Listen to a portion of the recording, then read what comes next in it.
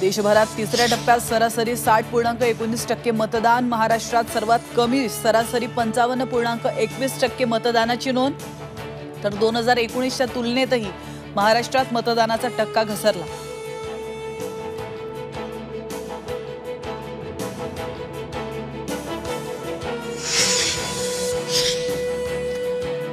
पुण्याच्या वेल्हा तालुक्यातील पीडीसीसी बँकेवर आचारसंहिता भंगाचा गुन्हा दाखल। रात्री बँकेत 40 ते 50 लोक संशयितरित्या फिरत असल्याचं उघड। रोहित पवारांच्या व्हिडिओनंतर निवडणूक विभागाच्या भरारी पथकाची कारवाई।